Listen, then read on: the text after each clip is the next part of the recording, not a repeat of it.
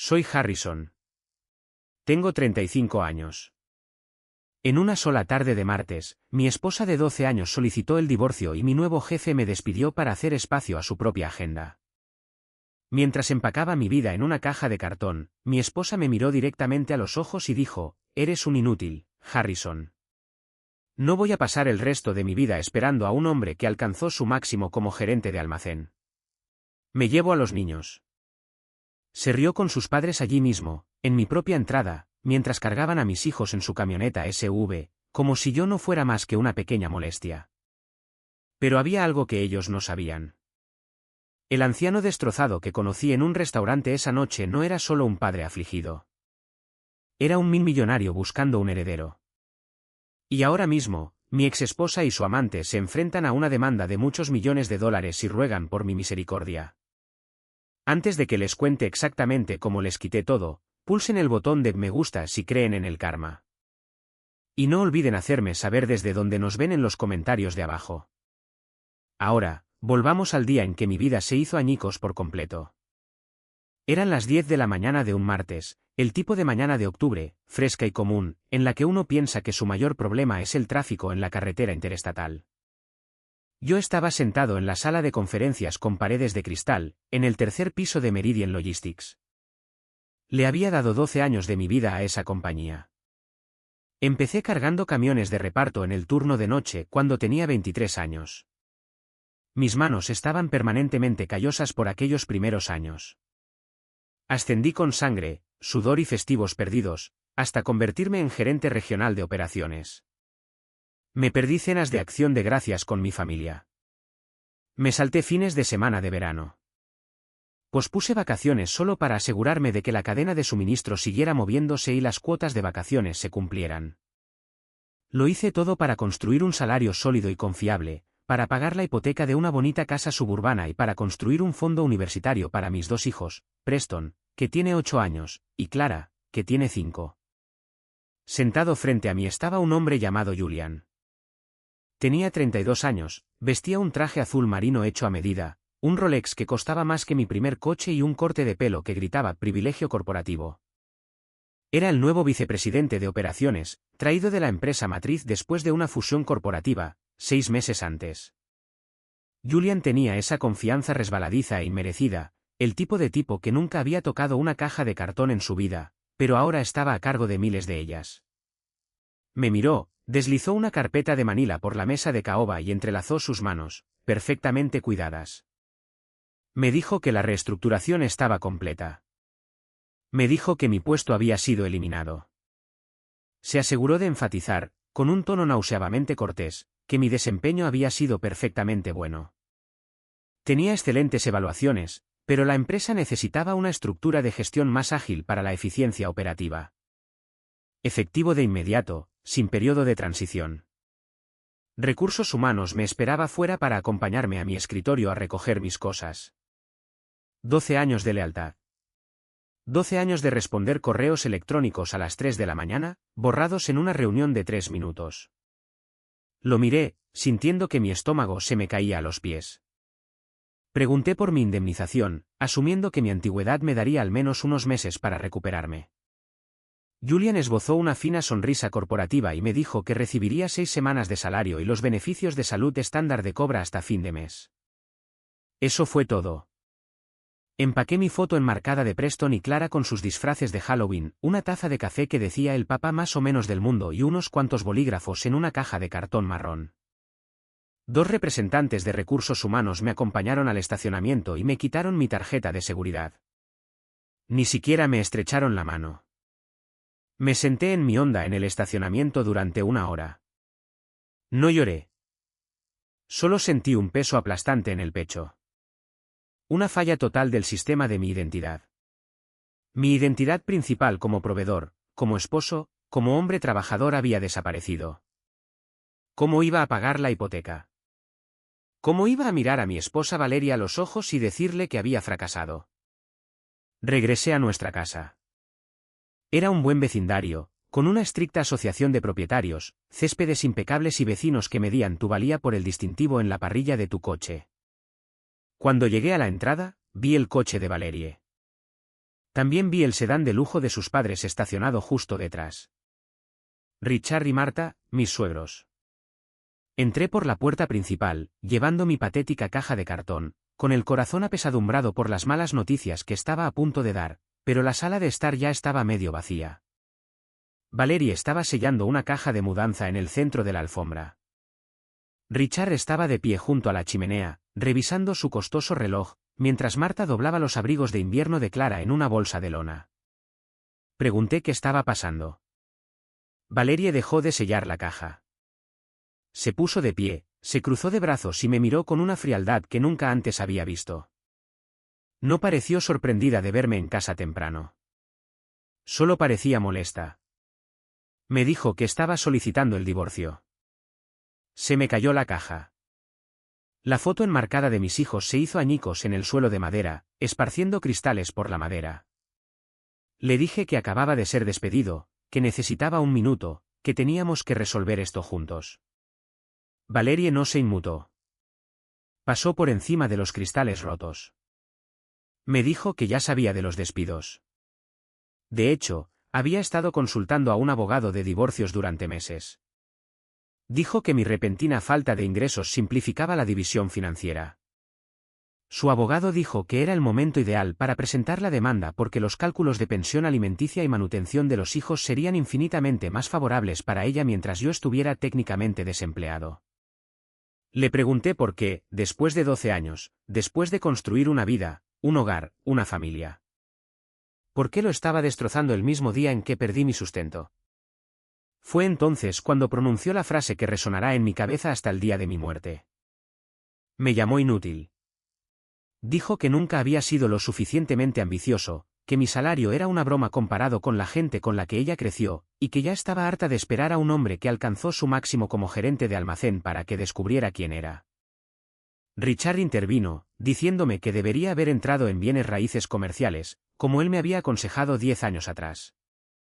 Marta solo sacudió la cabeza con disgusto, murmurando que yo siempre había sido una decepción. Valerie me dijo que llevaba a Preston y Clara a casa de sus padres. Los niños ya estaban en el patio trasero. Abrió la puerta del patio y los llamó. Preston parecía confundido, sus pequeñas manos aferradas a un camión de juguete. Clara lloraba porque sentía la tensión en la habitación. Intenté arrodillarme y abrazarlos, pero Richard se interpuso entre nosotros. Puso su mano en mi pecho y me empujó hacia atrás. Me dijo que no hiciera un espectáculo y que no traumatizara a los niños. Me quedé congelado en el porche mientras cargaban a mis hijos en la camioneta SUV. Observé cómo sus luces traseras desaparecían por la calle. El silencio de la casa vacía era ensordecedor. Todo lo que amaba, todo por lo que trabajé, se desvaneció en un lapso de 4 horas. A las 10 de la noche, las paredes de esa casa me asfixiaban. Subí a mi coche y conduje sin rumbo fijo bajo la lluvia torrencial. Los limpiaparabrisas luchaban por seguir el ritmo. Terminé en un lugar abierto 24 horas llamado P-Diner. Una cafetería grasienta con luces de neón parpadeantes en la ventana. Me deslicé en un asiento de vinilo agrietado en la parte de atrás. Una camarera llamada Beatatrice, que parecía haber trabajado allí desde los 80, me sirvió una taza de café solo. No me preguntó cómo estaba. Solo me dio un asentimiento de comprensión, dejó la cafetera y me dijo que me tomara todo el tiempo que necesitara. Estaba mirando la lluvia por la ventana cuando la puerta principal tintineó. Entró un anciano. Llevaba una chaqueta de pana marrón descolorida. Tenía el pelo plateado, una ligera joroba y profundas líneas de tristeza talladas en su rostro. Pidió un trozo de tarta de cerezas en el mostrador. Al girarse para buscar asiento, sus ojos se fijaron en mí. Se detuvo por completo, su pie derecho suspendido en el aire, su mano apretó el borde de una silla tan fuerte que sus nudillos se pusieron blancos. Se puso completamente pálido, el color se le escapó del rostro como si acabara de ver un fantasma. Caminó lentamente hacia mi asiento, ignorando su asiento habitual en el mostrador. Se sentó frente a mí sin pedir permiso. Temblaba violentamente. Le pregunté si estaba bien, si necesitaba que llamara a alguien. Me miró fijamente a la cara. Intentó hablar, se atragantó con las palabras y volvió a intentarlo. Me dijo que me parecía exactamente a su hijo. Luego, su voz se quebró, apenas un susurro sobre la vieja gramola del restaurante. Dijo que su hijo llevaba 30 años desaparecido. No supe qué decir. El hombre metió la mano en su chaqueta, sacó una cartera de cuero gastada y sacó una fotografía que había sido laminada y relaminada durante décadas. La deslizó por la mesa. Miré la foto. Era un joven de unos 20 años de pie frente a un edificio universitario de ladrillo. La mandíbula, los ojos, la ligera torcedura de la nariz. No era solo un parecido. Era un espejo. Si a ese chico de la foto le añadieras 10 años, le pusieras mi traje barato y le agregaras las ojeras debajo de mis ojos, estarías viendo mi reflejo. Miré la foto completamente mudo mientras el anciano se inclinaba hacia adelante, a punto de pronunciar las palabras que alterarían la trayectoria de toda mi existencia. El anciano se presentó como Silas. Le dije que me llamaba Harrison. Le aseguré suavemente que no era su hijo desaparecido. Le dije que crecí aquí mismo, en los suburbios. Conocía a mis padres. Conocía mi infancia y solo tenía 35 años. Silas asintió lentamente, sus manos temblorosas se posaron sobre la mesa. Me dijo que sabía que no era su hijo. Dijo que había pasado 3 décadas rastreando pistas falsas, contratando investigadores privados y aprendiendo a separar la esperanza desesperada y cegadora de la fría realidad. Pero no podía apartar la vista de mí, sobre su tarta de cerezas intacta y mi tercera taza de café solo. Me habló de su hijo, Simon. Simon era un chico brillante, con talento para la mecánica, que una mañana de otoño de 1996, se fue a la universidad y simplemente desapareció de la faz de la Tierra. Su coche fue encontrado abandonado en un área de descanso de la Interestatal. Las puertas estaban abiertas. Su cartera estaba en el asiento del pasajero. No había señales de lucha, ni notas de rescate, solo una historia de fantasmas que destruyó la vida de un padre, dividiendo su línea de tiempo permanentemente en un antes y un después. Mientras Silas hablaba de su dolor agonizante, mi propio dolor se encendió, un dolor sordo y palpitante en mi pecho que amenazaba con tragarme por completo. Escuchándolo hablar de la familia que perdió, no pude evitar pensar en los últimos 12 años de mi propia vida y en la familia que acababa de echarme casualmente. Valeria y yo nos conocimos cuando teníamos 20 y tantos años. Yo trabajaba en turnos largos en el almacén, con botas de seguridad, intentando demostrar mi valía al mundo. Ella provenía de una familia con dinero viejo, tranquilo y arrogante. Richard y Marta habían amasado una cómoda fortuna en bienes raíces comerciales, y desde el día en que los conocí, nunca fui lo suficientemente bueno. Recuerdo nuestra segunda cena de acción de gracias en su extensa finca suburbana, un recuerdo que aún me quema en la garganta. El comedor parecía una portada de revista. Richard estaba sentado a la cabecera de la mesa, trinando un pavó enorme. De la nada, frente a tías, tíos y primos, Richard me preguntó sobre mi plan 401k y mi cartera de inversiones. Cuando le dije que me estaba concentrando en ascender en la escala de logística y en construir una cuenta de ahorros sólida, se rió, una risa aguda y burlona que silenció toda la habitación. Miró a Valerie, sacudió la cabeza y dijo, bueno, al menos tiene una espalda fuerte. La va a necesitar para levantar cajas el resto de su vida. Valerie no me defendió. Solo miró su plato, avergonzada por mi existencia. Durante 12 años, me tragué mi orgullo. Tomé los turnos extras. Dirigí un equipo de 50 personas. Compré una bonita casa en un buen vecindario, estirando mi presupuesto al límite absoluto solo para darle a Valerie el estilo de vida al que ella sentía que tenía derecho. Creé un fondo universitario para Preston y Clara la semana en que nacieron, guardando cada dólar extra que ganaba. Pensé que hacer lo correcto, ser un esposo fiel, un padre presente y un trabajador incansable, eventualmente les ganaría su respeto. Pero nunca lo hizo. Los hábitos de gasto de Valerie siempre superaron mis ascensos. Constantemente comparaba nuestras modestas vacaciones en la playa con los lujosos viajes de sus amigos a Europa. Comparaba mi práctico y confiable Honda con la camioneta SUV de lujo estacionada en la entrada de la casa de sus padres. Lentamente, el afecto se desvaneció. La calidez se evaporó. Dejó de preguntar por mi día. Comenzó a pasar más tiempo yendo a eventos de networking y costosas catas de vino, dejándome acostar a los niños solo. Me convencí de que era solo una mala racha. Me convencí de que si tan solo trabajaba un poco más, ganaba un poco más de dinero, y le compraba ese bolso de diseñador que ella quería, me miraría como solía hacerlo. Fui un tonto ciego y desesperado, sentado en la cafetería, sosteniendo la foto de un hombre muerto que compartía mi rostro. Me di cuenta de que Silas y yo éramos ambos fantasmas.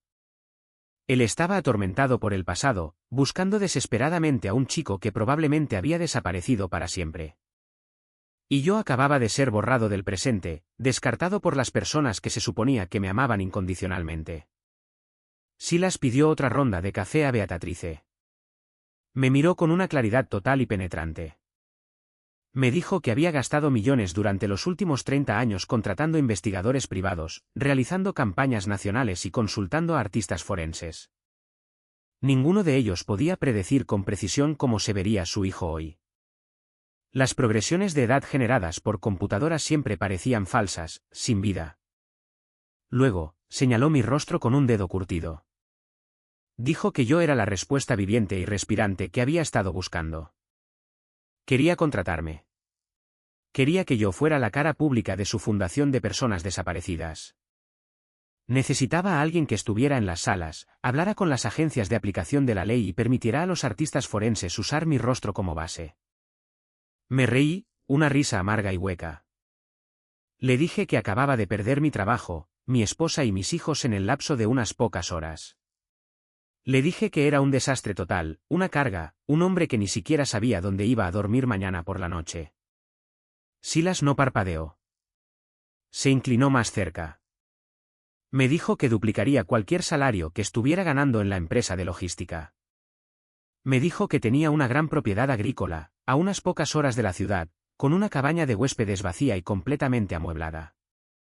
Podría vivir allí sin pagar alquiler. Dijo que no me ofrecía esto por lástima. Me lo ofrecía porque mi rostro era el activo más valioso que había encontrado en 3 décadas. Era una transacción comercial, pero era la mejor oferta que iba a conseguir en el peor día de mi vida. Miré a este anciano afligido. No le importaba mi cuenta bancaria, mi puesto de trabajo, ni el imperio inmobiliario comercial de Richard. Él simplemente vio valor en mí. Por primera vez en todo el día, por primera vez en años, me sentí de nuevo como un ser humano. Extendí la mano por la pegajosa mesa del restaurante y le estreché la mano. 2 días después, empacé el resto de mis pertenencias personales. Dejé los muebles caros, el televisor enorme, los electrodomésticos de cocina de alta gama que Valerie insistía en comprar para impresionar a sus amigos. Ella podía quedarse con todo. Mi abogado, un defensor público que apenas podía permitirme, me aconsejó no luchar por la casa física en ese momento, sino concentrar mis recursos limitados en la inminente batalla por la custodia. Conduje hasta la granja de Silas, dejando mi antigua vida en el espejo retrovisor.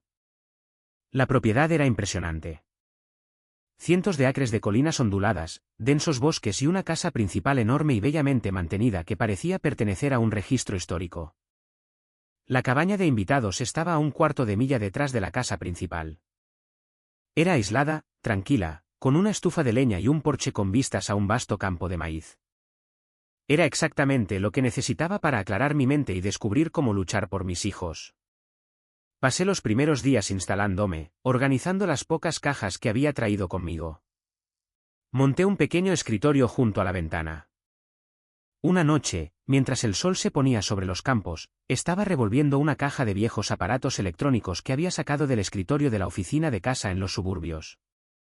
En el fondo de la caja, enterrada bajo un lío de cables de carga, había un viejo iPad.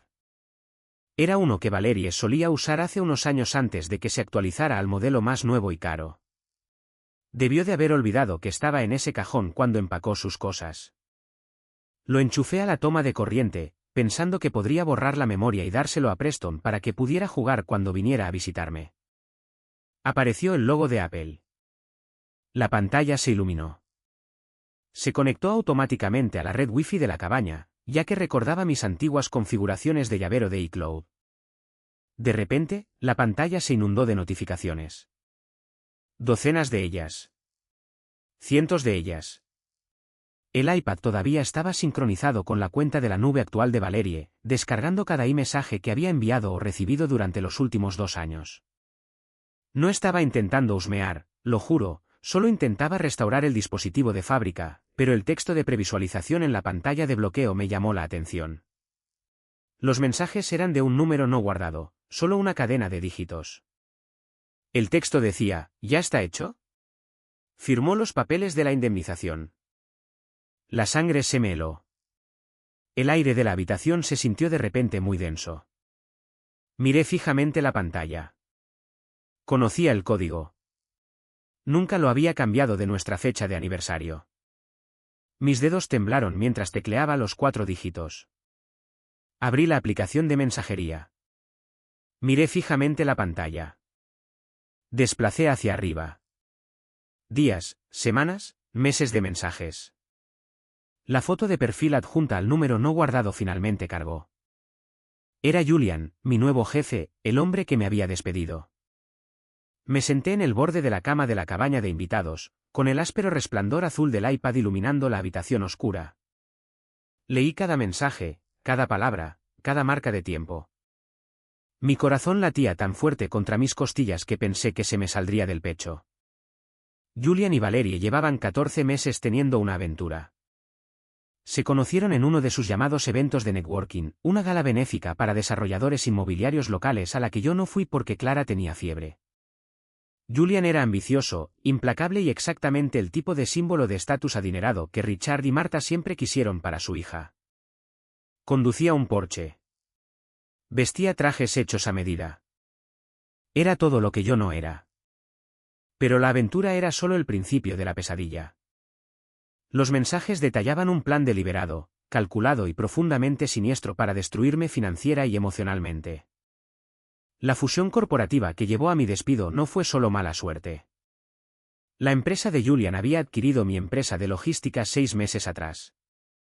Los mensajes demostraron, sin sombra de duda, que Julian presionó activamente a sus superiores para manejar la reestructuración en mi región específicamente para poder terminar mi empleo. Fabricó la excusa de la eficiencia. Lo cronometraron perfectamente. Valerie quería solicitar el divorcio mientras yo estaba desempleado para que el juez del Tribunal de Familia mirara mis 0 ingresos, calculara una pensión alimenticia masiva basada en mis anteriores 12 años de ganancias y me obligara a liquidar mis escasos ahorros y los fondos universitarios de los niños solo para pagarle. Julian incluso se jactó en un texto de cómo me dio el paquete de indemnización mínimo legalmente permitido, reteniendo intencionalmente la compensación ejecutiva estándar a la que debería haber tenido derecho. Parecía un perro apaleado en la sala de conferencias. Julian le había enviado un mensaje de texto la tarde que me despidió. Valerie respondió con un emoji de risa. Bien. Que se queje. El abogado dice que sin ingresos estables o una dirección permanente, no tiene ninguna posibilidad de custodia 50/50. Quiero el control total de los niños. No quiero que su mediocridad se les pegue. Agarré los bordes del iPad hasta que mis dedos se acalambraron y el metal se me clavó en las palmas. Mi propia esposa, la madre de mis hijos. No solo dejó de amarme. Conspiró para arruinar mi vida, para llevarse a mis hijos y para humillarme al salir. Y lo peor de todo, sus padres lo sabían. Un mensaje de texto de Valerie mencionaba explícitamente que Richard estaba encantado de que Julian finalmente estuviera despejando el camino y deshaciéndose del peso muerto. La rabia que me invadió era cegadora. No era solo ira. Era una furia primal y violenta. Quería ir a la comunidad privada de Richard, arrancar la puerta principal de caoba de sus bisagras y destrozar a Julian con mis propias manos. Cogí mi teléfono y marqué el número de Valerie. Contestó al tercer timbrazo. El ruido de fondo sonaba como el de un restaurante elegante y caro, copas de vino tintineando, jazz suave. No grité. No chillé. Mi voz era peligrosamente tranquila, un tono muerto y plano que incluso me asustó. Le dije que había encontrado el iPad. Le dije que sabía lo de Julian. Le dije que sabía que el despido era una trampa, una conspiración corporativa orquestada por su amante. El ruido de fondo cesó. Valerie se apartó de la mesa. Pude oír una puerta cerrarse, probablemente la del baño. Su voz bajó a un susurro vicioso y venenoso. No lo negó. No se disculpó. No rogó perdón. En cambio, me amenazó. Me dijo que su familia había contratado al abogado de divorcios más despiadado y caro del estado. Dijo que si me atrevía a armar un escándalo, si intentaba arrastrar el nombre de Julian por el barro o llevar esto a los tribunales, ella alegaría que yo estaba mentalmente inestable. Usaría mi desempleo y mi situación de vida actual, una cabaña de invitados en una granja, en mi contra, y se aseguraría de que solo tuviera visitas supervisadas con Preston y Clara una vez al mes en una instalación gubernamental estéril. No tienes nada, Harrison, escupió por el teléfono, su voz goteando desprecio. Estás viviendo en el cobertizo de un viejo en medio de la nada. No puedes pagar un abogado de verdad. No puedes permitirte luchar contra nosotros. No juegues conmigo. Perderás y nunca más volverás a ver a tus hijos. Colgó. Tiré mi teléfono contra la pared. Se hizo añicos en 3 pedazos. Me senté en la oscuridad, respirando con dificultad, la realidad de mi situación cayendo sobre mí como una manta pesada y asfixiante. Tenía razón. Ella tenía el dinero. Tenía al abogado agresivo. Tenía los recursos ilimitados de sus padres. Yo estaba luchando una guerra con una cuchara de plástico. A la mañana siguiente, caminé hasta la casa principal para empezar mi trabajo para Silas. La ira seguía hirviendo bajo mi piel, un lodo tóxico en mis venas, pero me obligué a concentrarme. Silas había construido una extensa red para su fundación de personas desaparecidas. Mi trabajo era revisar expedientes, cotejar bases de datos estatales y federales, y gestionar un equipo de investigadores privados que Silas tenía contratados en todo el país. Uno de esos investigadores era un tipo llamado Félix.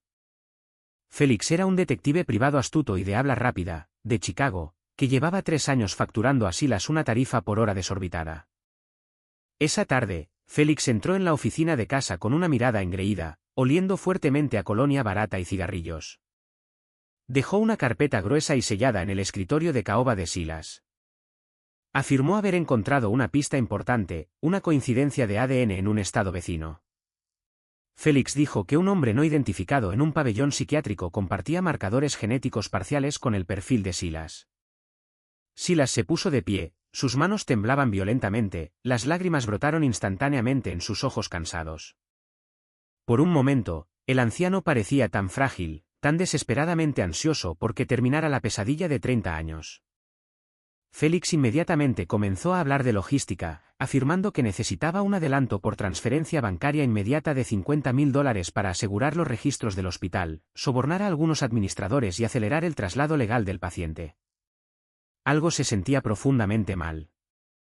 Pasé 12 años en logística, rastreando enormes contenedores de envío, verificando manifiestos complejos y detectando fraudes en la cadena de suministro. Sabía cuando los documentos no cuadraban. Conocía el olor a estafa. Le pedí a Félix que me mostrara el informe del laboratorio. Él dudó, poniéndose a la defensiva, cruzándose de brazos y alegando que era altamente confidencial y estaba protegido por las leyes HIPAA. No esperé su permiso. Arranqué la carpeta del escritorio y la abrí. Miré el membrete del laboratorio. Miré la fuente. Miré la marca de tiempo en la parte inferior de la página impresa. Fui a mi computadora, abrí un navegador y realicé una búsqueda básica de registros públicos en el registro corporativo del laboratorio que Félix afirmó que procesó el ADN. El laboratorio había solicitado la bancarrota del capítulo 11 y cerró permanentemente sus puertas 14 meses atrás. La marca de tiempo en el informe oficial de Félix era del martes pasado. Me di la vuelta y miré a Félix directamente a los ojos. No levanté la voz. Solo expuse los fríos y duros hechos. Le expliqué cómo la fuente en los resultados del laboratorio no coincidía con la salida estándar de una consulta de la base de datos federal de Cody. Señalé el estado inactivo del laboratorio. Le mostré la pantalla a Silas. Félix tartamudeó. Su cara se puso de un rojo brillante, el sudor le perlaba la frente. Intentó retractarse, balbuceando que su asistente debía haber sacado el archivo equivocado, que fue un error administrativo. Me acerqué a él, invadiendo su espacio personal. Le dije que se largara de la casa antes de que llamara a la policía estatal por fraude criminal, fraude electrónico y extorsión a un adulto vulnerable. Félix cogió su abrigo, murmuró una palabrota y salió corriendo por la puerta sin mirar atrás. Silas se sentó lentamente de nuevo en su pesada silla de cuero. La esperanza desesperada se desvaneció de su rostro, reemplazada por un profundo y pesado agotamiento. Miró los papeles falsos en su escritorio, dándose cuenta de lo cerca que había estado de ser explotado de nuevo por un depredador que se alimentaba de su dolor. Pero entonces su expresión cambió. Me miró. Me miró no solo como un rostro que se parecía a su hijo perdido, sino como un protector, como alguien a quien le importaba. Me preguntó cómo detecté la falsificación tan rápidamente. Le dije que pasé una década identificando discrepancias para una corporación masiva, gestionando millones de dólares en inventario. Le dije, nadie miente mientras yo esté a cargo. Silas se acercó a un decantador de cristal y sirvió 2 copas de costoso whisky escocés. Me entregó una. Me miró a la cara, realmente me miró.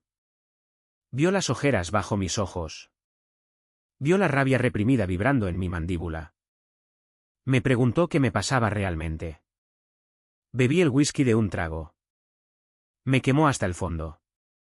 Y entonces se lo conté todo. Le conté toda la patética historia. Le hablé de Valerie, de Julian, de haber encontrado el iPad y de las amenazas de custodia. Le dije que estaba aterrorizado de perder a Preston y Clara porque no tenía el poder financiero para luchar contra una familia adinerada y bien relacionada en un tribunal de familia. Le dije que me sentía un completo fracaso como padre. Silas escuchó en completo silencio. No interrumpió. No ofreció palabras vacías de consuelo. No me dio una palmada en el hombro y me dijo que todo iba a estar bien. Cuando finalmente terminé, sin aliento y temblando con la ira residual, dejó su vaso sobre el escritorio. Creen que no tienes nada, dijo Silas en voz baja, mirando por la ventana hacia los campos. De hecho, no tengo nada, respondí, con la voz quebrada. Silas se puso de pie. Caminó hacia una pesada caja fuerte de acero empotrada en la pared de la esquina de la habitación. Giró el dial de combinación, abrió la pesada puerta y sacó una pila de gruesos archivadores legales encuadernados en cuero. Regresó y los dejó caer sobre el escritorio frente a mí con un fuerte golpe. Harrison, dijo Silas, su voz bajando a un tono áspero y autoritario. Regresa a la cabaña y ponte un traje. Vamos a la ciudad. El viaje a la ciudad transcurrió en completo silencio. La quietud en el coche era densa, pesada de anticipación. Llevaba el único traje oscuro que no había dejado en casa, un 2 piezas de carbón que de repente se sentía como una armadura. Silas conducía un elegante y discreto coche negro. No sabía exactamente a dónde íbamos, pero la determinación sombría e inquebrantable en el rostro del anciano me dijo que no hiciera preguntas. Solo observé cómo los campos de maíz se convertían en suburbios y los suburbios se convertían en imponentes edificios de acero y cristal. Mientras tanto, mi nuevo teléfono, un teléfono desechable barato que compré en una gasolinera esa mañana, vibraba constantemente en mi bolsillo. Estaba saturado de correos electrónicos del abogado de Valerie. Eran increíblemente agresivos. Exigían que firmara una orden de custodia temporal de emergencia que le otorgaba a Valerie la custodia física y legal única, citando mis condiciones de vida inestables y la falta de empleo. Los correos electrónicos declaraban explícitamente que si luchaba contra esto en los tribunales, alargarían los procedimientos, buscarían limitar mis visitas a fines de semana supervisados y me obligarían a pagar todas sus exorbitantes tarifas legales. Estaban tratando de intimidarme para que me sometiera antes de que pudiera siquiera establecer una defensa, usando el miedo y la intimidación para quebrantar mi espíritu. Entramos en el corazón del distrito financiero. Silas condujo hasta el estacionamiento subterráneo de un imponente rascacielos de cristal, deslizando una tarjeta de acceso VIP que abría una puerta privada. Caminamos hasta un ascensor ejecutivo dedicado y lo tomamos hasta el último piso. Las puertas se abrieron a una enorme área de recepción minimalista, todo pisos de mármol y ventanas del piso al techo con vistas a la extensa ciudad. Detrás del mostrador de recepción, unas enormes letras de acero en la pared decían, The Orly Trust. Seguía Silas pasando por una docena de ocupados analistas financieros, socios jóvenes y abogados con trajes caros. Todos y cada uno de ellos dejaron lo que estaban haciendo para saludarlo respetuosamente, apartándose de su camino con profunda deferencia. Caminamos por un largo pasillo y entramos en una oficina en la esquina con una vista panorámica de todo el horizonte de la ciudad. Sentados en una enorme mesa de conferencias de caoba, había 3 abogados corporativos de alto poder. Se levantaron inmediatamente, abotonándose sus chaquetas cuando Silas entró en la habitación. Silas me hizo un gesto para que me sentara en una silla de cuero de respaldo alto. Él permaneció de pie. Miró a la abogada principal, una mujer aguda y formidable de unos 50 años llamada Eleanor, cuyos ojos eran tan fríos y calculadores como los de un francotirador. Eleanor, dijo Silas, señalándome con un dedo, él es Harrison. Es el nuevo director ejecutivo de The Orly Trust. Casi me caigo de la silla, se me desencajó la mandíbula. Miré a Silas completamente estupefacto, mi cerebro incapaz de procesar las palabras. Balbuceé, diciéndole que me habían contratado para dirigir su fundación de personas desaparecidas, no un imperio financiero. No tenía un MBA de la Ivy League, era un gerente de logística. Silas se sentó a mi lado, poniendo una mano en mi hombro. Explicó con calma que la fundación de personas desaparecidas era solo un proyecto apasionado, una forma de canalizar su dolor. El Orly Trust era el trabajo de su vida. Poseía enormes participaciones de control en desarrollos inmobiliarios comerciales, redes internacionales de logística de envío y firmas de tecnología emergente. Era un millonario silencioso que operaba en las sombras, dejando que su junta se encargara de los aspectos públicos del negocio. Y debido a la tragedia con su hijo, no tenía herederos, nadie a quien dejarle su imperio. He pasado 30 años dejando que la gente se aprovechara de mi dolor, dijo Silas, su voz resonando en la gran sala. Félix era solo el último parásito. Pero tú, Harrison, me protegiste. No solo viste un cheque, viste un ser humano. Tienes integridad. Tienes la experiencia logística y operativa exacta que este fideicomiso requiere para administrar nuestros activos de envío. Y, lo que es más importante, eres un buen padre que necesita una espada para luchar contra los monstruos a tu puerta. Eleanor deslizó una pila enorme de gruesos contratos hacia mí, a través de la pulida mesa de madera. Explicó el paquete de compensación con un tono profesional y nítido, un salario base de 7 cifras, amplias opciones sobre acciones, acceso completo a la división legal corporativa de élite del fideicomiso. La familia de tu exesposa juega en la parte poco profunda de la piscina, Harrison, dijo Eleanor, golpeando la mesa con su costosa pluma estilográfica. Creen que tienen dinero porque poseen algunos centros comerciales. Creen que tienen poder porque pueden permitirse un abogado de divorcio ruidoso. Estamos a punto de mostrarles cómo es el verdadero poder institucional. Cogí el bolígrafo. Mi mano estaba sorprendentemente firme. No dudé. Firmé mi nombre en la línea de puntos en cada página. En cuestión de segundos, mi patrimonio neto eclipsó 10 veces los activos combinados de Richard y Marta. Ya no era un gerente de almacén desempleado y descartado. Era el director de un fideicomiso de $1.000 millones, armado con las mejores mentes legales que el dinero podía comprar. Pasamos las siguientes 4 horas preparándonos para la guerra. Eleanor tomó mi teléfono desechable barato y lo sincronizó con sus servidores seguros, descargando todas las pruebas del viejo iPad de Valerie, los mensajes de texto entre Valerie y Julian, la prueba explícita e innegable de que Julian orquestó mi despido para su beneficio personal. Eleanor esbozó una sonrisa depredadora y aterradora mientras leía las transcripciones. La compañía de Julian cotiza en bolsa, señaló, con los ojos brillando de maliciosa alegría. Usar la reestructuración corporativa para eliminar a un rival romántico y manipular un acuerdo de divorcio es una violación masiva del deber fiduciario, la ética corporativa, y potencialmente, constituye interferencia torticera y fraude. No solo vamos a ganar la custodia, Harrison. Vamos a enterrarlos tan profundamente que no verán la luz del día. Durante las siguientes 2 semanas, interpreté mi papel a la perfección. Fue el trabajo de actuación más difícil de mi vida, pero lo ejecuté sin problemas. No respondí a los correos electrónicos agresivos de Valerie. Dejé que su abogado enviara cartas amenazantes a mi antigua dirección. Dejé que Valerie, Julian, Richard y Marta creyeran que me habían destrozado por completo. Los quería arrogantes. Los quería descuidados. Los quería entrando a esa sala del tribunal pensando que ya habían ganado. La fecha de la audiencia preliminar de custodia finalmente llegó. Era una fría y nublada mañana de jueves. Me desperté en la cabaña de invitados de la granja de Silas.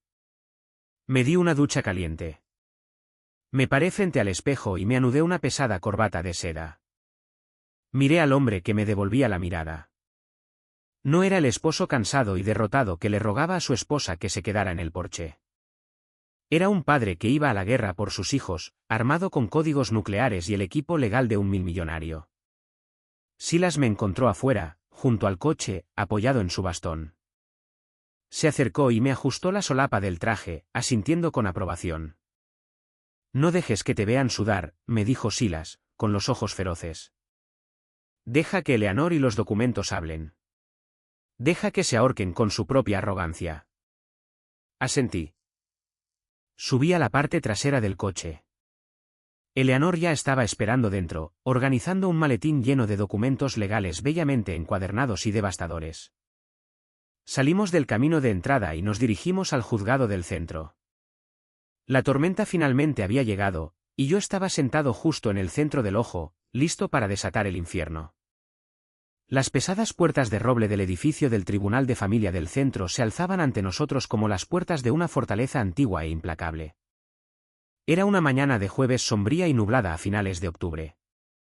El tipo de día en el que el viento amargo parece traspasar tu abrigo y filtrarse por las suelas de tus zapatos, helándote los huesos. Pasé por los detectores de metales en la entrada principal, vaciando mis bolsillos, colocando mi reloj, mis llaves y mi cinturón en la bandeja de plástico rayada. Observé mis propias manos mientras recogía mis objetos. Estaban completamente firmes. No había temblor, ni sudor frío, ni nerviosismo. Hace 2 semanas, habría sido un desastre absoluto, sudando por el cuello de una camisa barata y mal ajustada, aterrorizado de la masacre legal que creía que me esperaba. Habría estado agonizando por cada posible peor escenario, imaginando a mis hijos siendo arrancados de mí por un sistema que favorecía a los ricos y despiadados. Pero hoy era diferente. Hoy vestía un traje de carbón hecho a medida, confeccionado con lana italiana, pagado íntegramente por la cuenta de gastos ejecutivos del Orly Trust. A mi lado caminaba Margaret, la litigante corporativa principal del fideicomiso, una mujer cuya mera presencia dominaba el espacio aéreo a su alrededor. No sentía nada más que un enfoque frío, duro y cristalino.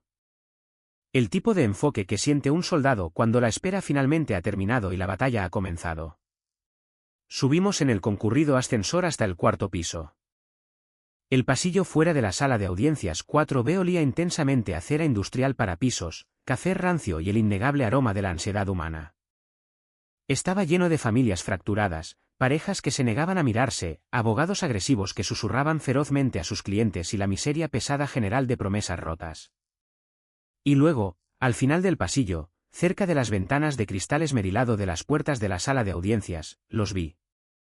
Mi exesposa Valerie estaba sentada en un banco de madera marcado. Se había vestido para la ocasión con la precisión calculada de una actriz de Hollywood que aspira a un Oscar. Llevaba un vestido de diseñador azul pálido, conservador, que lograba parecer caro y recatado a la vez. Su cabello, generalmente peinado en ondas voluminosas, estaba recogido en una pinza pulcra, sensata y sin pretensiones. Desempeñaba el papel de madre agotada, profundamente preocupada y responsable con absoluta perfección. Sostenía un pañuelo arrugado en la mano, secándose los ojos que no contenían lágrimas reales. Sentado justo a su lado, tomándole la mano con una sickening demostración de afecto posesivo, estaba Julian. Tuvo la descarada y pura audacia de aparecer en mi audiencia de custodia. Llevaba su distintivo traje azul marino, perfectamente a medida, una camisa blanca impecable y una corbata de seda. Parecía en todos los sentidos el socio nuevo, rico, solidario y estabilizador que intervenía para rescatar a una familia de las garras de un padre irresponsable.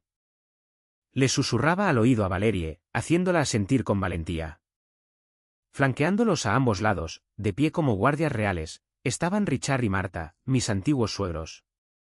Richard se apoyaba casualmente contra la pared de mármol, revisando su costoso reloj de oro, con una expresión de profunda incomodidad, como si estuviera esperando un retraso en la hora del té en su exclusivo club de campo, en lugar de una audiencia legal para arrancar a un padre devoto de sus hijos. Marta sostenía una taza de café artesanal de boutique, inclinándose para susurrar algo al oído de Valerie y dándole una palmadita en el hombro con una exagerada muestra de simpatía maternal. Me vieron acercarme por el largo pasillo. Observé cómo la sonrisa colectiva y arrogante se extendía por sus rostros como una ola. Richard incluso resopló, una exhalación corta, aguda y despectiva que resonó ligeramente en el pasillo. Sacudió la cabeza, murmurándole algo a Julian. Valerie me miró de arriba abajo, observando el nuevo traje de carbón, los zapatos pulidos, la zancada segura. Por una fracción de segundo, la confusión brilló en sus ojos, pero rápidamente fue reemplazada por una sonrisa condescendiente y burlona. Probablemente asumió que había alquilado el traje o que lo había puesto en una tarjeta de crédito de alto interés que no podía pagar, solo para parecer presentable y rogar la misericordia del juez. Julian simplemente me miró con la misma superioridad corporativa sin vida que había mostrado el día en que deslizó mis papeles de despido por la mesa de conferencias de caoba. Ninguno de ellos me dirigió ni una sola palabra. No sintieron que necesitaran hacerlo. Su lenguaje corporal gritaba que la guerra ya había terminado y que solo estaban allí para recoger el botín. Creían que tenían absolutamente todas las cartas. Creían que yo era solo un gerente de almacén desesperado, desempleado y destrozado, viviendo en el cobertizo de un anciano en medio de la nada, presentándose para recibir mi inevitable y humillante paliza. Margaret ni siquiera miró en su dirección. No reconoció su existencia. Simplemente ajustó el asa de su pesado maletín de cuero, revisó una notificación en su teléfono y dijo, con su voz un suave zumbido, «Vamos a trabajar, Harrison». El alguacil, un hombre corpulento con expresión cansada, abrió las pesadas puertas de madera y anunció nuestro número de caso en el pasillo. Entramos en la sala del tribunal. Era un espacio estéril, profundamente intimidante, con techos altos abovedados, revestimientos de madera de roble maciza y luces fluorescentes que zumbaban con un murmullo bajo y constante. El juez, un hombre de aspecto severo de unos 60 años, con profundas arrugas alrededor de la boca y un comportamiento serio, tomó asiento en el estrado elevado. El abogado de Valerie, un abogado hábil y famosamente agresivo llamado Gregory, se puso de pie de inmediato. Gregory tenía una notoria reputación en la ciudad por ser un auténtico sabueso en el tribunal de familia. Era el tipo de abogado que contratabas cuando no solo querías un divorcio, querías aniquilar por completo a tu excónyuge, salar la tierra donde pisaban y dejarlos sin absolutamente nada. Vestía un traje de rayas y una sonrisa depredadora. Gregory comenzó su declaración de apertura al juez, y fue una obra maestra de asesinato de carácter legal. Caminaba de un lado a otro, pintando una imagen de mí que me revolvía el ácido en el estómago. Utilizó todos los trucos del libro. Le dijo al juez, con una voz goteando de tristeza fabricada, que yo era crónicamente desmotivado, que había fallado sistemáticamente en proporcionar una estabilidad financiera adecuada para mi familia, lo que llevó directamente a la trágica ruptura del matrimonio. Luego, de manera suave e impecable, pasó a los eventos del último mes. Enmarcó mi despido de Meridian Logistics no como un despido corporativo estándar, sino como un resultado directo e inevitable de mi incompetencia, mi pereza y mi obstinada incapacidad para adaptarme a las prácticas comerciales modernas y rigurosas. Su señoría, rugió Gregory, su voz resonando poderosamente en la sala tranquila y tensa. Mi cliente Valerie no actúa por malicia. Es una madre desesperada que simplemente intenta proteger a sus dos hijos pequeños de un ciclo devastador de inestabilidad y fracaso. El demandado Harrison está actualmente completamente desempleado. No tiene 0 fuentes de ingresos. Se ha visto obligado, con razón, a abandonar el hogar familiar debido a su incapacidad para contribuir y actualmente reside en una cabaña de invitados temporal, rural y sin aislamiento, en una propiedad agrícola propiedad de un completo desconocido. Un desconocido, debo añadir, que no tiene ninguna obligación legal de alojarlo más allá de mañana. Me senté en la mesa de la defensa, con las manos perfectamente quietas y dobladas frente a mí sobre la madera pulida. No sacudí la cabeza. No dejé que mi mandíbula se apretara. No me levanté y objeté las mentiras flagrantes. Simplemente me senté allí, respirando lentamente y dejándolo hablar. Lo dejé construir la narrativa precaria exacta que desesperadamente queríamos que construyera. Gregory continuó elogiando a Julian, señalándolo literalmente donde estaba sentado en la galería, con el pecho inflado. Gregory describió a Julian como una fuerza estabilizadora y positiva, un ejecutivo corporativo muy exitoso y con conciencia comunitaria, dispuesto y ansioso por dar un paso adelante y proporcionar el apoyo financiero, educativo y emocional que yo tan completamente había fallado en ofrecer. Richard y Marta asintieron vigorosamente desde los bancos de madera, luciendo increíblemente satisfechos consigo mismos, prácticamente radiantes de orgullo aristocrático. Por lo tanto, su señoría, concluyó Gregory, inflando el pecho, colocando ambas manos firmemente sobre su mesa e inclinándose hacia el juez. Dada la total falta de recursos del demandado, su entorno de vida inestable y su historial comprobado de fracaso profesional, solicitamos que este tribunal otorgue la custodia legal y física total a la madre de inmediato. Pedimos que al padre se le concedan visitas estrictamente supervisadas en una instalación aprobada por el Estado solo después de que pueda demostrar a este tribunal que ha conseguido un empleo estable y una residencia segura y adecuada. Es la única opción lógica y responsable para el bienestar físico y psicológico de los hijos menores. Gregory se sentó pesadamente, lanzando una mirada engreída y victoriosa a Margaret al otro lado del pasillo. Claramente asumió que ella era solo una abogada de oficio mal pagada y sobrecargada de trabajo, o una abogada barata de un centro comercial que yo había logrado reunir con mis últimos dólares. Valerie me miró al otro lado del pasillo, sus ojos llenos de frío y absoluto triunfo. Creía que me había enterrado vivo con éxito. Creía que el juego había terminado. El juez, lentamente, miró por encima de sus gafas de lectura nuestra mesa, con una expresión indescifrable, aunque ligeramente inclinada hacia el escepticismo dada la dramática actuación de Gregory. ¿Tiene el demandado algo que presentar antes de que emita mi fallo sobre esta orden de custodia temporal? Margaret se puso de pie. No se apresuró. No buscó desesperadamente sus notas. Se movió con una gracia deliberada y aterradora. Abrió su maletín de cuero con un chasquido agudo y satisfactorio que resonó en la sala silenciosa. No proyectaba la energía frenética y desesperada de un abogado de defensa tratando de achicar agua de un barco que se hundía. Proyectaba la energía tranquila, inevitable y aterradora de una experimentada verdugo que acababa de llegar al patíbulo con un hacha muy afilada. Sí, su señoría, dijo Margaret, con voz suave, profundamente autoritaria y completamente desprovista de cualquier emoción frenética. Tenemos bastantes pruebas sustanciales que presentar hoy. De hecho, creemos que la demandante y su abogado han engañado fundamental y quizás criminalmente a este tribunal con respecto a casi todos los hechos materiales de este caso. Margaret caminó con confianza desde detrás de nuestra mesa hasta el centro de la sala del tribunal, sosteniendo una pila gruesa y meticulosamente organizada de documentos legales encuadernados profesionalmente.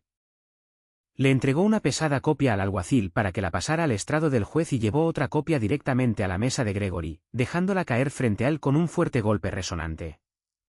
Comencemos con la afirmación fundamental del abogado contrario de que mi cliente está desempleado, indigente y es incapaz de proporcionar estabilidad financiera a sus hijos, declaró Margaret, girando ligeramente su cuerpo para mirar directamente a Valerie, quien de repente estaba agarrando el borde de su mesa.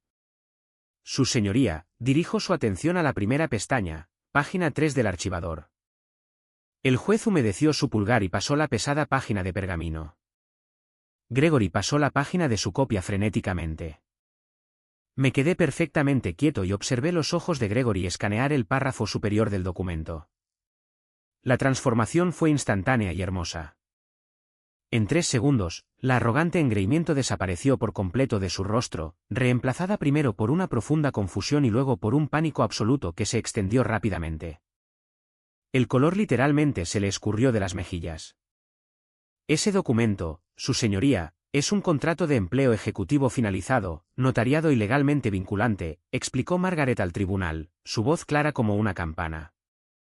Desde hace 2 semanas, mi cliente Harrison fue nombrado oficialmente director ejecutivo de The Orly Trust. Para referencia del tribunal, The Orly Trust es una sociedad de cartera privada de muchos miles de millones de dólares en finanzas, logística y bienes raíces, con sede en la ciudad. El salario base inicial de Harrison es de $1,5 millones anuales. Esto excluye sus opciones sobre acciones, sus bonificaciones anuales por rendimiento y un paquete completo de beneficios ejecutivos de primer nivel que cubre completamente la atención médica premium, dental y de la vista para ambos hijos menores. La sala del tribunal quedó en un silencio sepulcral.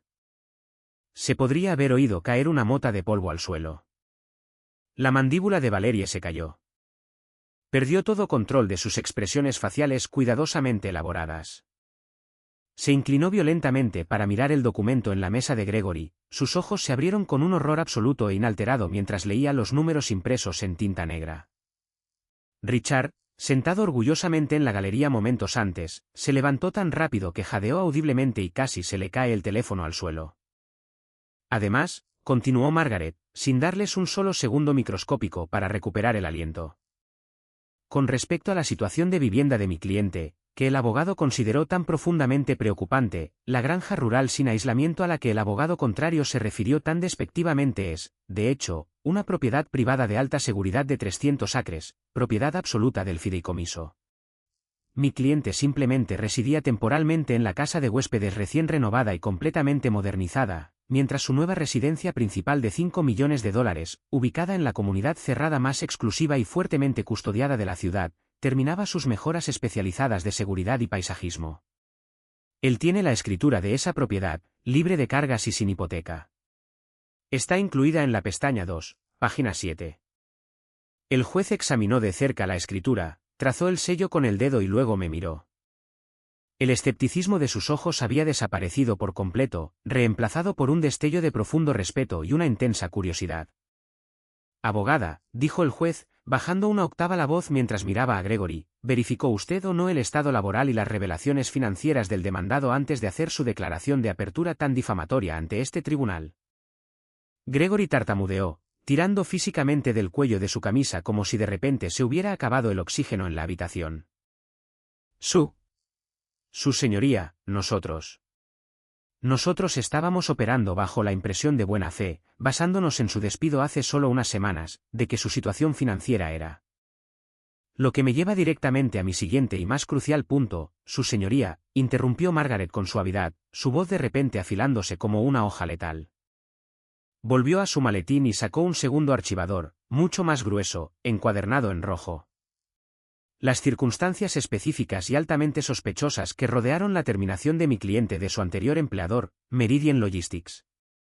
Entregó los nuevos archivadores, asegurándose de que el juez tuviera su copia primero. Estamos introduciendo formalmente en el registro público una transcripción certificada y digitalmente autenticada de mensajes de texto. Estos mensajes fueron extraídos legalmente de un iPad previamente propiedad de la demandante, Valerie, que ella abandonó en el domicilio conyugal.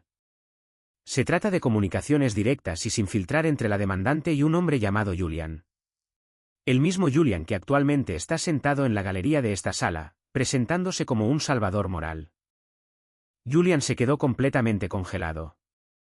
Toda la sangre abandonó su rostro, dejándolo como un maniquí de cera. Dejó de respirar. Su señoría, estos mensajes no solo muestran una aventura extramatrimonial, anunció Margaret, caminando lenta y metódicamente frente al estrado del juez. Detallan una conspiración corporativa coordinada, premeditada y maliciosa. Julian, actuando en su capacidad oficial como vicepresidente de operaciones en Meridian, abusó de su autoridad corporativa para atacar, aislar y despedir específicamente a mi cliente durante una fusión corporativa. Fabricó deliberadamente una narrativa falsa y completamente inventada de eficiencia operativa, específicamente para eliminar a Harrison de la nómina. Objeción. Gritó Gregory, poniéndose de pie de un salto, su silla raspando ruidosamente contra el suelo. Claramente no tenía idea de lo que estaba pasando, pero su instinto de supervivencia le exigía intentar detener la hemorragia. Relevancia, su señoría. Esto es una audiencia de custodia en un tribunal de familia, no un tribunal corporativo o una demanda civil por despido improcedente. Es altamente e innegablemente relevante para el carácter e idoneidad de la madre. Su señoría. Replicó Margaret, acercándose a Gregory sin inmutarse. Porque los mensajes, explícitamente en las propias palabras de la demandante, prueban que el despido fue orquestado específicamente para manipular este mismo procedimiento de divorcio. Julian y Valerie conspiraron, planificando el cronograma durante meses para asegurarse de que mi cliente estuviera completamente desempleado en el momento exacto en que ella solicitara el divorcio. El objetivo declarado, escrito en blanco y negro, era inflar artificialmente los ingresos de Harrison para los cálculos de manutención de los hijos y pensión alimenticia, y sabotear su capacidad financiera para contratar a un abogado y luchar por la custodia de sus hijos. Es un caso innegable y de manual de fraude ante el tribunal y abuso psicológico malicioso de un padre. El juez golpeó su pesado mazo de madera con tanta fuerza que resonó como un disparo. Desestimado. Abogada, dirija mi atención a los mensajes de texto específicos. Quiero leerlos ahora mismo. Margaret los leyó en voz alta. No se apresuró. Pronunció cada sílaba. Leyó a Julian jactándose, riéndose de haberme dado intencionalmente la indemnización mínima legal para asegurarse de que no pudiera pagar un abogado. Leyó a Valerie respondiendo con emojis de risa, afirmando que yo parecía un perro apaleado cuando llegué a casa. Leyó a Valerie declarando explícitamente que quería el control total de los niños porque no quería que mi patética mediocridad se les pegara. Incluso leyó los escalofriantes mensajes que mencionaban a Richard, el abuelo, dando su aprobación entusiasta al plan para arruinar financieramente al padre de sus nietos. Con cada palabra que Margaret pronunciaba, el imperio invisible y arrogante que Valerie y su familia habían construido a su alrededor se desmoronaba en polvo fino y se desvanecía. Julian, incapaz de soportar la presión, de repente se puso de pie en la galería, con la cara roja de pánico. Esto es ilegal. Esos son mensajes privados. Usted ha hackeado su dispositivo. Esto es inadmisible, gritó, señalando a Margaret con un dedo tembloroso. El juez señaló con un dedo severo y furioso directamente a Julian. Señor, siéntese y permanezca en absoluto silencio o haré que el alguacil lo ponga a las esposas, lo saque de mi sala de audiencias y lo declare en desacato penal. ¿Me entiende? Julian se hundió de nuevo en el duro banco de madera, bajando la cabeza entre los hombros, pareciendo exactamente la rata atrapada y desesperada que era. Margaret se giró lentamente para mirar a la galería, mirando directamente a los aterrorizados ojos de Julian.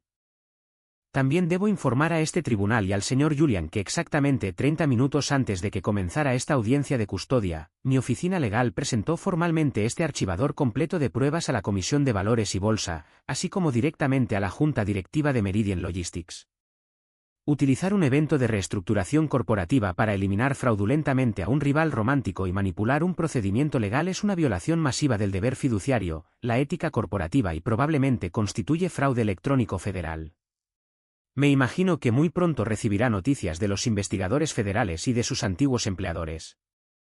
Julian se llevó la cabeza completamente entre las manos, enterrando su rostro. Estaba acabado. Su exitosa carrera, su reputación impecable, sus opciones sobre acciones, toda su vida había terminado por completo en cuestión de segundos. Margaret se volvió hacia el juez, su voz bajando a un tono de absoluta e inquebrantable resolución. Su señoría, mi cliente Harrison es un padre devoto y amoroso, con los vastos recursos financieros, de vivienda y educativos de un fideicomiso de muchos miles de millones de dólares a su disposición inmediata. La demandante Valerie, por otro lado, ha demostrado una sorprendente voluntad documentada de participar en fraude sistémico, manipulación emocional profunda y colusión ilegal diseñada específicamente para dañar al padre de sus hijos. Solicitamos respetuosamente que este tribunal otorgue la custodia física y legal primaria inmediata a Harrison, y que Valerie reciba solo visitas estándar estrictamente supervisadas hasta que se someta a una evaluación psicológica exhaustiva. El juez cerró lentamente el pesado archivador rojo. El pesado y asfixiante silencio en la sala volvió. Miró la mesa de Valerie. Ella estaba temblando violentamente, las lágrimas corrían por su rostro. Su perfecta e intocable fachada completamente destrozada e irreparablemente. Su abogado Gregory estaba mirando la mesa, negándose a hacer contacto visual con el juez. Luego me miró a mí. Me senté erguido, con la espalda perfectamente recta, las manos aún tranquilamente cruzadas, encontrando su mirada con la confianza inquebrantable y silenciosa de un hombre que había caminado descalzo por el infierno y había salido con las llaves del reino. Hagamos una pausa por un momento. Gracias por haberme acompañado hasta aquí. Eres verdaderamente increíble. Por favor, ayúdame dándole me gusta al vídeo y comentando el número 1 abajo para que sepa que has estado aquí conmigo hasta este punto. Esto no solo ayuda a que más personas descubran esta historia, sino que también me permite saber que mis experiencias significan algo para alguien. Tu apoyo es la mayor motivación para que siga compartiendo el resto de este viaje. El juez no dudó. No pidió un receso. No pidió retirarse a sus aposentos para deliberar o revisar precedentes. La evidencia presentada por Margaret era tan abrumadoramente completa, tan innegable y tan absolutamente condenatoria que el veredicto era una conclusión inevitable. Basándose en la evidencia documental irrefutable presentada hoy en esta sala, comenzó el juez, con la voz teñida de un disgusto pesado y palpable mientras miraba con furia la mesa de Valerie. Este tribunal considera que las acciones de la demandante son profundamente manipuladoras, profundamente engañosas y totalmente contrarias a los mejores intereses de los hijos menores involucrados.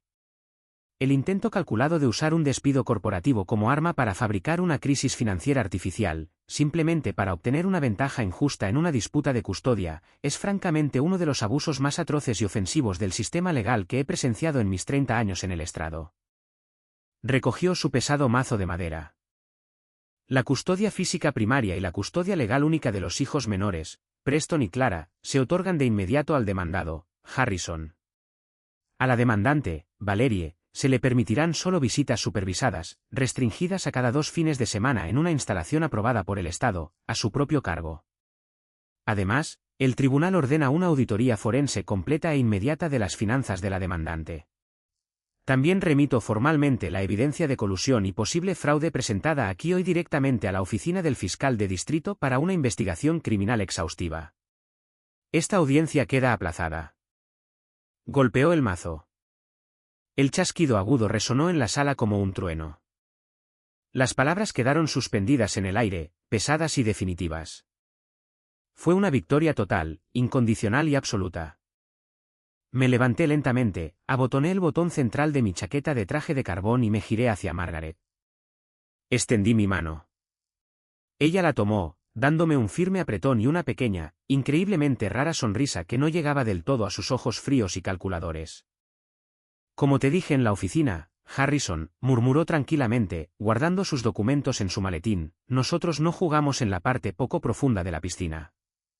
Vamos a recoger a tus hijos. Mientras nos alejábamos de la mesa de la defensa y cruzábamos las puertas batientes de madera para salir de la sala del tribunal, la realidad de su completa destrucción se desarrollaba en tiempo real en el pasillo. Salimos al suelo de mármol y el caos absoluto estalló de inmediato a nuestro alrededor. Valerie prácticamente irrumpió por las puertas detrás de nosotros.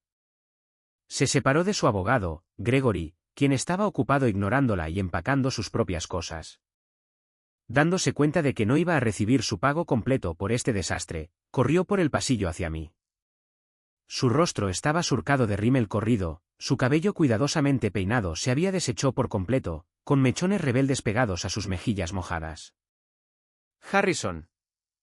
Harrison, por favor, espera. Detente. Gritó, su voz resonando estridentemente en las paredes de mármol, atrayendo las miradas de todos los demás que esperaban sus audiencias. Se abalanzó hacia adelante y extendió la mano, agarrando la manga de mi chaqueta con dedos desesperados y aferrados. Me detuve. No grité. No levanté la voz. No mostré ni una pizca de la ira ardiente que me había consumido durante el último mes. Simplemente miré su mano cuidada, aferrándose a la manga de mi costosa lana con una indiferencia helada y aterradora. Lentamente, deliberadamente, aparté mi brazo, retrocediendo para que no pudiera volver a tocarme. No me toques, Valerie, dije. Mi voz era baja, apenas un susurro, pero llevaba el peso absoluto e inquebrantable de la sentencia final de un juez. Por favor, sollozó, derrumbándose por completo, cayendo de rodillas en medio del concurrido pasillo, abandonando todo su orgullo aristocrático. No puedes hacer esto. No puedes quitarme a Preston y Clara. Soy su madre. Cometí un error. Un error terrible. Julian me manipuló. Se metió en mi cabeza. Me dijo que era la única forma en que podríamos ser felices. Lo siento, Harrison. Lo siento mucho. Podemos arreglar esto. Cancela el divorcio. Podemos ir a terapia. Haré lo que quieras. Por favor. Sé que todavía me quieres. Eres un buen hombre. No me harías esto. La miré. Miré a la mujer a la que había dedicado 12 años de mi vida intentando desesperadamente complacer. La mujer por la que había trabajado en turnos nocturnos. La mujer que me había mirado a los ojos hace solo unas semanas y me había llamado un fracasado inútil. No lo sientes por lo que hiciste, Valerie, dije en voz baja, mi voz desprovista de cualquier lástima, asegurándome de que solo ella pudiera escuchar la finalidad en mi tono. Solo sientes que perdiste. Pensaste que era débil. Pensaste que mi valor como ser humano estaba completamente ligado a un sueldo modesto en un almacén de logística. Pensaste que podías tirarme como basura. Pero mi valor estaba en mi lealtad, mi dedicación como padre y mi integridad. Y tiraste todo eso a la basura por un hombre que está a punto de ir a prisión federal. No tienes a nadie a quien culpar sino a la mujer del espejo. Miré más allá de su figura llorosa. Julian caminaba frenéticamente cerca de los ascensores al final del pasillo, con su teléfono móvil fuertemente pegado a la oreja. Parecía un hombre sufriendo un ataque al corazón. Estaba gritando a alguien al otro lado de la línea, su cara pálida y sudorosa. A juzgar por el terror puro y absoluto en sus ojos y la forma en que le temblaban las manos, los correos electrónicos de Margaret a su junta directiva y a la SEC ya habían caído como una bomba en su escritorio. Probablemente estaba siendo despedido con justa causa en tiempo real.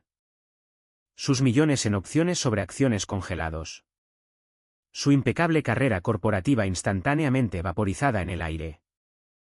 Ni siquiera miró a Valerie suplicando en el suelo. Estaba completa y egoístamente consumido por las llamas de su propia destrucción. Justo en ese momento, Richard y Marta se acercaron a nosotros, sus rostros rojos de furia y vergüenza, intentando desesperadamente salvar cualquier pedazo de dignidad y control que sentían que les quedaba. Richard pasó por encima de su hija que lloraba y me señaló el pecho con un dedo tembloroso y acusador. «Escúchame, Harrison, pequeño punk», ladró Richard, aunque su voz carecía de su habitual autoridad resonante e intimidante. «Tiemblas de miedo. ¿Crees que has ganado porque tropezaste con un ridículo y afortunado trabajo en un fondo fiduciario? ¿Crees que disfrazarte te convierte en un CEO? Sigues siendo un don nadie. Nunca serás uno de nosotros. Si crees que puedes simplemente entrar aquí y llevarte a nuestros nietos, estás muy equivocado. Gastaré hasta el último centavo de mi fortuna inmobiliaria. Contrataré a una docena de abogados de apelación. Te arrastraré por los tribunales de apelación durante los próximos 10 años hasta que estés en bancarrota y rogando misericordia. Miré a Richard. No me sentí intimidado. No me sentí pequeño. De hecho, me reí, una risa genuina, relajada y profunda que resonó en el pasillo y hizo que Richard se encogiera físicamente hacia atrás. Richard, dije, acercándome a él, obligándolo a mirarme directamente a los ojos. Me incliné. La provisión legal de The Orly Trust para un solo mes es significativamente mayor que todo el patrimonio neto de tu patético imperio de centros comerciales. No tienes suficiente dinero para luchar contra mí. Ya no tienes suficiente poder para intimidarme. Eres un hombre pequeño jugando un juego muy grande. Si alguna vez me amenazas de nuevo, si alguna vez intentas eludir la orden de custodia del juez, o si alguna vez te acercas a mis hijos sin mi permiso expreso por escrito, haré que Margaret desmantele todo tu negocio de bienes raíces comerciales pieza por pieza. Auditaré cada declaración de impuestos que presentaste en la última década, y lo haré solo por deporte. Marta jadeó ruidosamente, apretando su bolso de cuero de diseñador contra su pecho como si fuera a atracarla. El rostro de Richard se puso de un profundo color morado moteado, pero tragó saliva con fuerza y dio un paso físico hacia atrás. Miró a Margaret, que estaba de pie detrás de mí, ofreciendo una sonrisa escalofriante y conocedora. Finalmente comprendió la realidad de la situación. La jerarquía de poder había cambiado completa e irreversiblemente. Ya no era el depredador alfa de la familia. Era una presa. Les di la espalda a todos. No miré por encima del hombro. No ofrecí una última palabra de consuelo. Caminé por el largo y resonante pasillo de mármol con Margaret a mi lado, dejando a Valerie sollozando incontrolablemente en el suelo duro, rogando a sus padres que de alguna manera arreglaran un problema masivo autoinfligido que nunca, jamás podría arreglarse. La transición a mi nueva vida fue inmediata, absoluta y profundamente liberadora. Esa misma tarde, armado con la orden de custodia de emergencia firmada por el juez, conduje directamente a la extensa casa suburbana de Richard y Martha. No fui solo. Me acompañaron dos enormes contratistas de seguridad privada altamente capacitados, proporcionados por el Orly Trust, ambos vestidos con trajes oscuros y auriculares. No dije una sola palabra a mis ex-suegros mientras entraba por su puerta principal. Richard estaba en la esquina de la sala de estar, furioso en silencio, pero no se atrevió a decir una palabra con el personal de seguridad, observando cada uno de sus movimientos. Fui directamente a las habitaciones de invitados y con calma empaqué todas las pertenencias de mis hijos. Preston y Clara estaban confundidos y un poco asustados al principio por el cambio repentino y la presencia de los hombres grandes con traje. Pero cuando me arrodillé, los abracé fuertemente y les dije que vendrían a vivir conmigo a una granja hermosa y enorme con caballos, un lago privado y campos verdes interminables para jugar. Sus lágrimas rápidamente se convirtieron en emoción con los ojos bien abiertos. Salimos de los suburbios y nos mudamos a la recién terminada y espectacular residencia principal en la vasta propiedad de Silas. Era una obra maestra arquitectónica moderna y extensa, inundada de luz natural. Pero lo que es más importante, era increíblemente segura. Estaba vigilada, aislada y absolutamente alejada de la tóxica influencia materialista de Valerie y su familia. Establecer límites infranqueables fue el primer paso, y el más crucial, en nuestro proceso de curación. Cuando las visitas supervisadas por orden judicial de Valerie finalmente comenzaron un mes después, me aseguré de no estar nunca físicamente presente para ver su rostro. Utilicé los recursos del fideicomiso para contratar a un supervisor familiar profesional con licencia para manejar las entregas y monitorear las visitas de fin de semana en la instalación estatal. Bloqueé el número de Valerie en mi teléfono personal. Bloqueé a Richard y Martha. Toda la comunicación con respecto a los horarios de los niños, las necesidades médicas o la escolarización pasaba por un portal de correo electrónico dedicado y monitoreado, administrado íntegramente por mi equipo legal.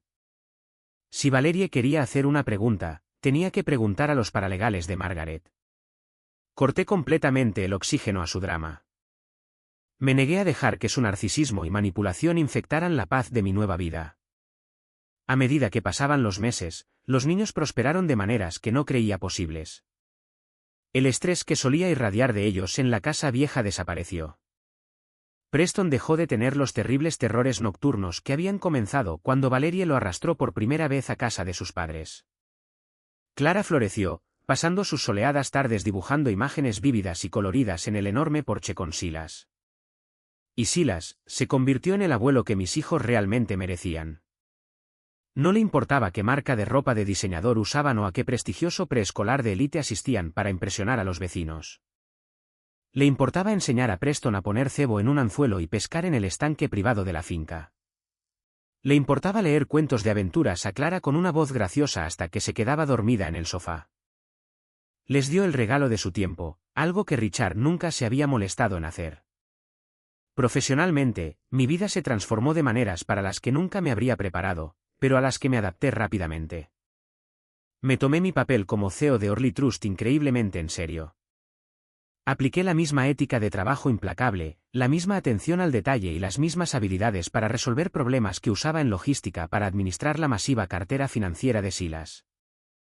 Agilicé sus operaciones de envío global, negocié agresivamente nuevos contratos de flete internacional y aumenté significativamente el valor total del fideicomiso en mi primer año.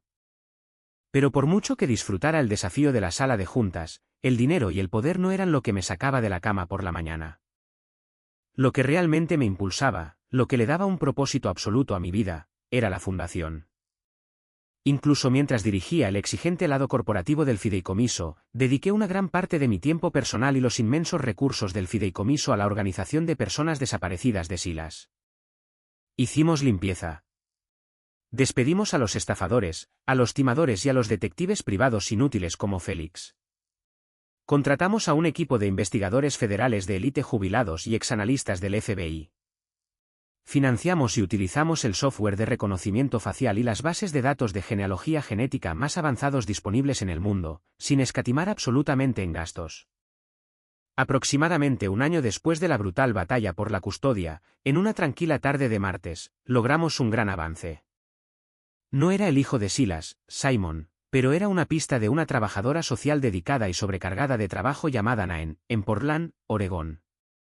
Ella contactó a nuestra fundación con respecto a un hombre con amnesia retrógrada severa que había estado viviendo tranquilamente en una institución de vida asistida estatal durante 25 años. No sabía su nombre, su edad o de dónde venía. El personal simplemente lo llamaba John. Enviamos a nuestro equipo allí. Procesamos su ADN a través de una base de datos genética especializada y financiada de forma privada que habíamos construido, cruzándola con informes de personas desaparecidas archivados en papel, más antiguos y olvidados, de finales de los 90, que los departamentos de policía locales habían abandonado. Conseguimos una coincidencia definitiva e innegable. El verdadero nombre del hombre sin memoria era Caleb. Había desaparecido durante una caminata en solitario en las peligrosas montañas Cascade en 1998, sufriendo una grave lesión cerebral traumática por una caída que borró su memoria antes de que deambulara por un pequeño pueblo a millas de distancia. Su familia, 2 hermanas mayores que vivían en Montana, nunca habían dejado de buscarlo. Habían pasado décadas preguntándose si estaba muerto en una zanja o viviendo una nueva vida. Nunca, jamás olvidaré el día en que llevamos en el jet privado del fideicomiso a las 2 hermanas mayores de Caleb a Oregón. Silas y yo estábamos en el tranquilo pasillo de la instalación estatal, mirando por la pequeña ventana de cristal de la sala común. Observamos cómo esas 2 mujeres, temblando de emoción, entraban y envolvían fuertemente con sus brazos al hermano que pensaban que estaba muerto y desaparecido desde hacía más de 2 décadas. Lloraron incontrolablemente. Sostenían su rostro curtido entre sus manos, besando sus mejillas. Caleb no las recordó mágicamente. La amnesia no funciona como en las películas, pero sonrió, las lágrimas se formaron en sus propios ojos, sintiendo el amor intenso e incondicional que irradiaba de estas extrañas que conocían su alma. Miré a Silas, que estaba de pie a mi lado en el pasillo. Las lágrimas rodaban en silencio por las mejillas profundamente curtidas del anciano. Pero no era el dolor amargo, agonizante y desesperado que había visto en el restaurante esa noche lluviosa de hace un año. Era una paz profunda, tranquila y hermosa. Lo trajimos a casa, Harrison, susurró Silas, con la voz temblorosa por la intensa emoción, incapaz de apartar los ojos del reencuentro.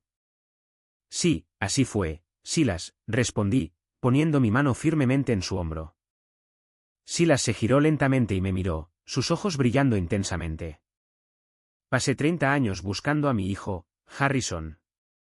Gasté millones de dólares e incontables noches sin dormir. Puede que nunca lo encuentre. Puede que se haya ido para siempre, descansando en algún lugar donde no puedo alcanzarlo. Pero al mirar a esas mujeres allí, si lo único que mi dolor, mi riqueza y mis 30 años de búsqueda logran es traer a casa a los hijos perdidos de otras personas, entonces no fue en vano. Valió cada lágrima. Hizo una pausa, apretando mi mano. Y no encontré a mi hijo, Harrison, pero te encontré a ti. Me diste una familia de nuevo, y eso es suficiente. De pie en ese pasillo estéril, observando cómo una familia rota se recomponía, finalmente comprendí por completo el verdadero significado del valor. Durante 12 largos años, dejé que Valerie y su familia tóxica dictaran mi valía como hombre. Dejé que me convencieran de que, porque no llevaba un Rolex de $10.000, porque no manipulaba las jerarquías corporativas ni jugaba al golf en el club de campo, porque trabajaba con mis manos y me importaba la lealtad y el sustento de mi familia, yo era de alguna manera inferior. Dejé que sus métricas superficiales, despiadadas y materialistas definieran mi autoestima y mi identidad. Pero el verdadero valor no lo determinan las personas que te descartan casualmente cuando ya no les eres útil financiera o socialmente. El verdadero valor no se mide por el saldo de una cuenta bancaria, la marca de tu coche o el título impreso en una tarjeta de visita. Tu valor lo determina tu resiliencia en los momentos más oscuros de tu vida. Lo determina tu capacidad para levantarte y proteger a las personas inocentes que dependen de ti. Lo determinan los extraños que se sientan frente a ti en un restaurante grasiento en la peor noche de tu vida, miran tus pedazos rotos y destrozados, y ven una base lo suficientemente fuerte como para construir un imperio. Valerie pensó que estaba tirando un pedazo de basura inútil. Pensó que estaba descartando un fracaso, pero todo lo que hizo fue despejar el camino, quitando su peso tóxico de mis hombros, permitiéndome entrar en mi verdadero destino sin límites. Ella me entregó el dolor exacto que necesitaba para convertirme en el hombre, el padre y el líder que siempre estuve destinado a ser. Hoy soy el CEO de un fideicomiso de $1.000 millones. Soy un padre devoto con la custodia total e indiscutible de 2 hijos hermosos y felices que nunca conocerán la sensación de ser inadecuados. Soy socio de una fundación que trae de vuelta almas perdidas a las personas que nunca dejaron de amarlas. Y soy un hombre que finalmente, verdadera e inequívocamente, conoce su propio valor. ¿Alguna vez has enfrentado algo similar con tu propia familia? ¿Alguna vez tu valor ha sido disminuido, burlado o destruido por las personas que se suponía que te amaban más, solo para darte cuenta más tarde de que su cruel rechazo fue en realidad tu mayor liberación? Comparte tu historia en los comentarios de abajo. Leo cada uno de ellos. Estamos construyendo una comunidad de supervivientes aquí, un lugar donde la verdad sale a la luz y tu voz importa absolutamente. Y no olvides darle me gusta y suscribirte para no perderte el próximo viaje. Hasta la próxima, recuerda que las personas que te dicen que no vales nada suelen estar aterrorizadas de lo que podrías lograr una vez que descubras que estaban mintiendo.